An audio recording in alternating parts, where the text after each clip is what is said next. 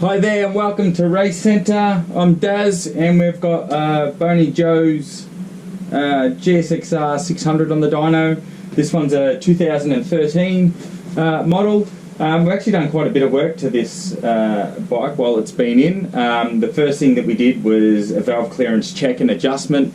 When we do the adjustment, we also blueprint them, which means we get them to their ideal spec, not just within the spec range, but we blueprint them. So that's been done, which is a really great thing to get done, especially if you are considering putting your bike on the track. We would highly recommend getting valve clearances done, at least checked and adjusted, because when they're seeing high RPM all the time, it's quite important. We've done a separate video on that, but out of the box, even when bikes are new, the valves bed in. They're not manufactured in a way that they then check the clearances or adjust the clearances.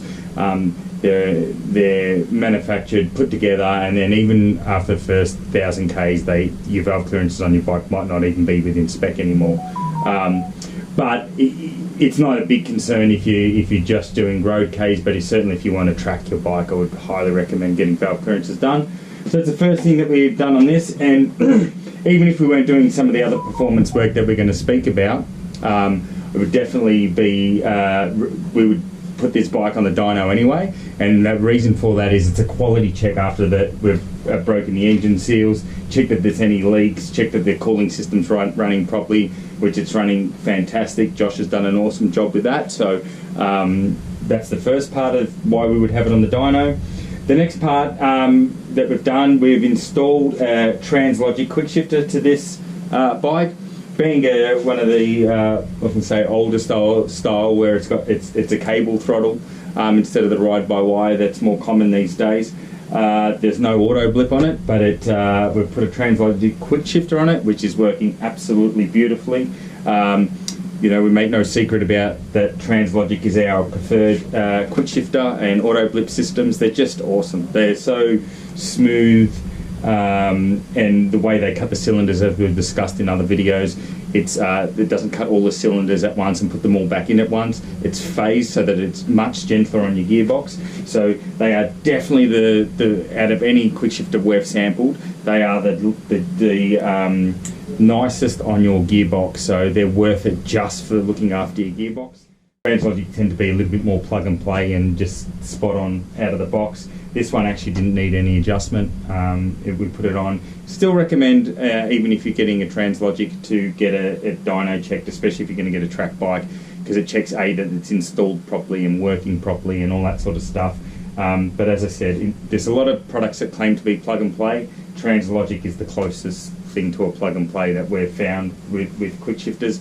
A lot of the times other Quickshifters will need adjustment, but they're just fantastic. So that's working beautifully, and it's awesome. And the other thing too is a lot of Quickshifters, aftermarket Quickshifters, may struggle at really slow speed on the road and low RPM.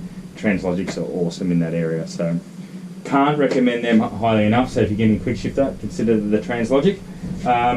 Then the next part of it is we've installed the DNA high performance air filter.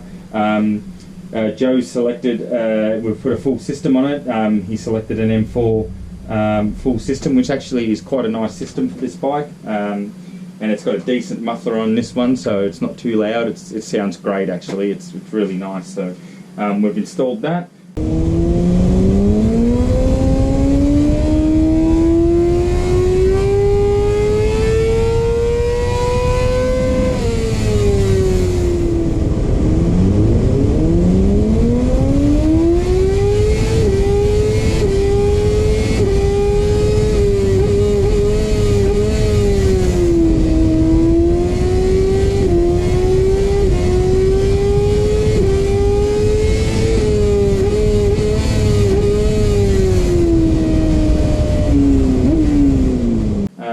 And the DNA high performance filter, and then from there it's doing a custom dyno tune, and that's getting the air fuel ratio correct for this exhaust in the bike.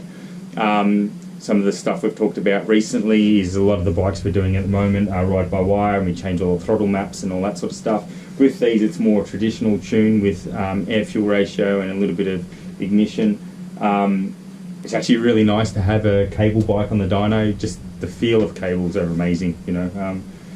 Sad to see them on their way out, and hopefully the throttle housings that we're getting are going to get better and better and better to feel like a cable, because they're just so nice, just so predictable, responsive, and it gives you a really nice feeling. So that's fantastic. These, as a rule of thumb, and all the Gixxers tend to be quite lean on initial partial throttle. So that's probably the area we spend the most amount of time, is getting that tuned really, really nice, and that's just to give you a nice throttle pickup, and nice, nice feeling, a nice connection with the throttle, especially when you've got the throttle shut, you're decelerating, then you go to pick it back up. These bikes can be quite lean in that area, so they actually feel like they've got a really heavy throttle, a little bit of lack of response. So that's the area we spend the most time on getting that right with these bikes.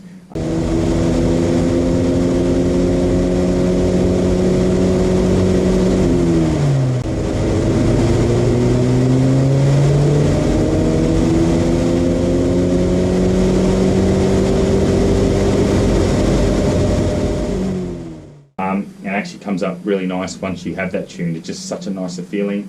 And then as we do with all our tunes, we've done our static tunes and all the throttle positions, plus a whole bunch of roll-on tuning, which just makes sure that the bike's operating properly under all different types of conditions. With this particular case, as I said, we've used the Woolwich Racing software to tune it, and we've tuned it through the ECU. Being the sort of older technology type bike with the cable, the difference you get between an ECU tune on this and, like say, a Power Commander tune, it's the end result can be almost the same. Certainly with the newer gen bikes that have ride-by-wire, it is better to do it through the ECU, because you've got a lot more options to get the throttle connection to get the throttle connection spot on. So if you've got a newer model bike that has ride-by-wire, I would recommend ECU tuning over Power Commander tuning type thing. But with this one, you get similar results between the two. One of the benefits of if you were to go down the Power Commander path is they're easier to tune. So for the tuner, myself, once we're doing the tune, it's a lot quicker and easier. However, you then got the cost of the unit, the install, and then down the road, in 5, 6, 10 years time, the unit might start to fail or whatever. They're pretty robust Power Commanders and stuff, so it's not that common. But one of the advantages of doing the ECU tune the way that we've done it here is that it's a lot less wiring under the bike, so there's not a second module for something to break or fail. And overall, the end cost is actually cheaper to do the ECU tune, even though we're doing a full custom tune on this. When you factor in the price of the Power Commander, then the install and then the tune, it is cheaper to do it through the ECU. So that's why we've selected that one for the customer. We know that whether we tune it through through an ECU or a Power Commander type unit, that the end result's going to be almost exactly the same, because we're doing it and we're doing it to our processes and procedures. So that will all be cool. The only negative is it takes me longer to do it through the ECU. We do have load-in maps for these bikes, but this particular job is a full custom tune, so we'll start the load-in map and then we'll refine it. And as I said, the areas we spend a lot of time on is refining that really nice, that really partial area, because this is where these bikes struggle a little bit. As in all our custom tunes like that, we have our ram air connected to simulate ram air as best we can. Also see some wiring coming out from the ECU. We're just tapped into the RPM and also the throttle position. While the Woolwich software will tell us the throttle position and we could use that, we also log it on the dyno and we use it off the dyno.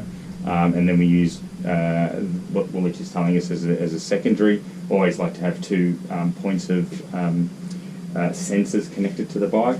It makes tuning it easier, and it's also a little bit more robust, that you make sure you're getting the right information on both screens. So when you get the right information on both screens, you know you're cooking with gas. So that's that side of it. The Gixxers, these are a good thing, compared to like R6s and stuff. They're a little bit down on peak power. An R6 with similar modifications would probably be about 7 to 8 horsepower at the wheel more than one of these, but they're still a good jigger. Really nice power delivery in that, and this thing's come up really well. So time to take it for a test ride.